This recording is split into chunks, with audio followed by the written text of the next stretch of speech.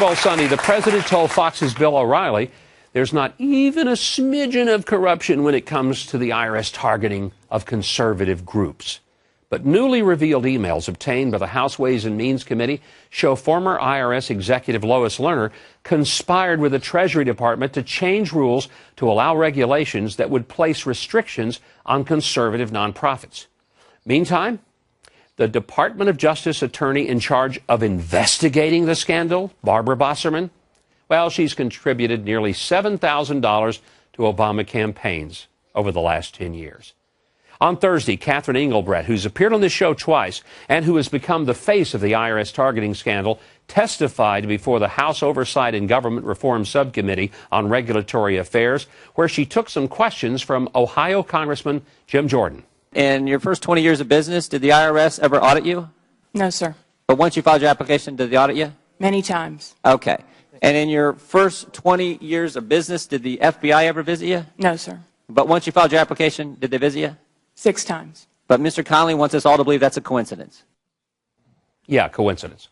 Well, Cleta Mitchell is the attorney representing Catherine Engelbrecht and other groups who've been targeted and joins me now. Cleta, it's a pleasure to have you back on the show. Thanks for being here to help put some light on this amazing story. Cleta, I want to begin with this. President Obama made this statement that there's not a smidgen of evidence indicating any corruption. Now, where I come from, a smidgen means just a little bitty bit. So he said basically there isn't any. Was that the truth? It was not the truth. It is not the truth. Remember, this is the same man who last summer declared the IRS scandal to be a phony scandal.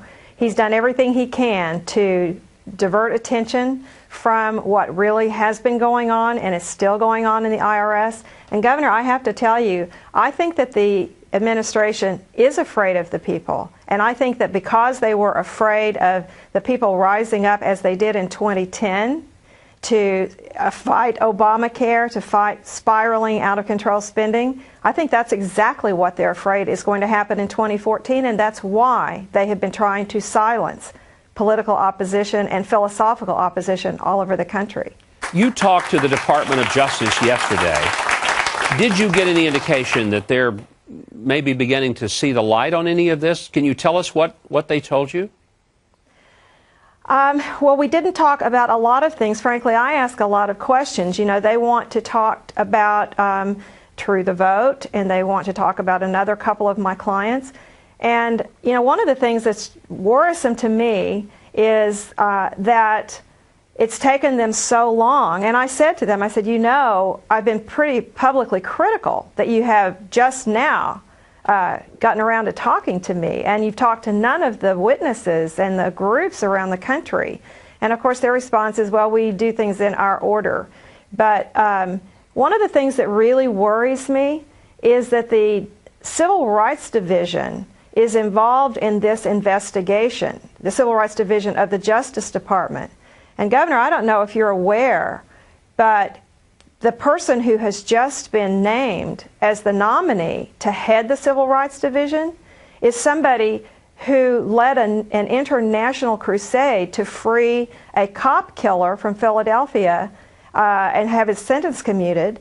The person who was the former head of the Justice Department Civil Rights Division was castigated by the Justice Department's own Inspector General a year ago this month, which found that political ideology was forming the basis of many decisions in the Division of Civil Rights, and that's who wants to talk to me now. So the Office of Public Integrity is also involved, and I've never had a problem in my personal interactions with the Office of Public Integrity on behalf of clients.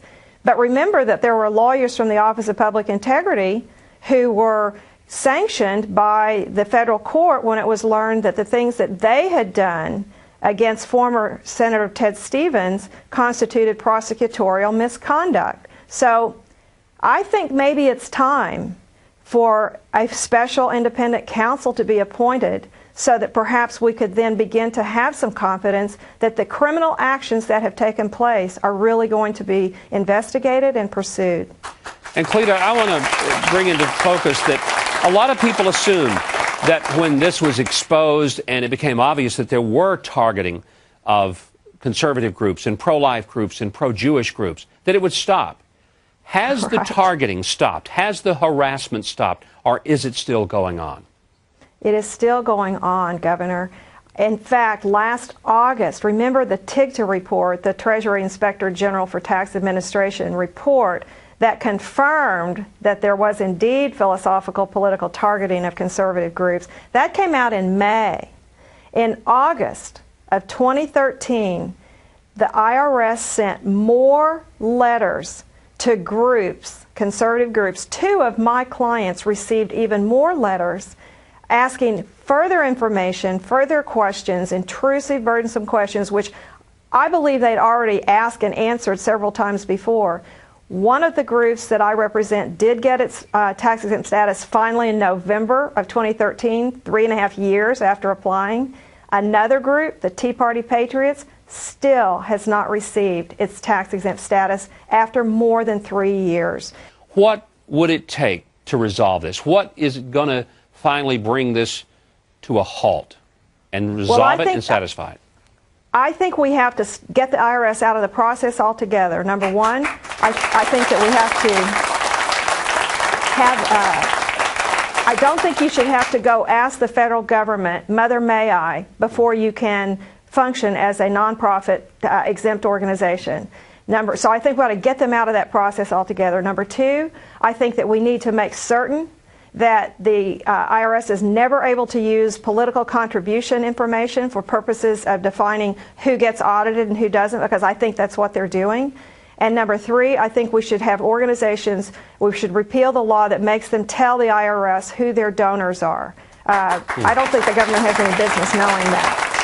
Cleta, I appreciate it. It's always a pleasure to talk to you and get your insights. Thank you. Thanks for being back with us. Thank you. Thank you so much.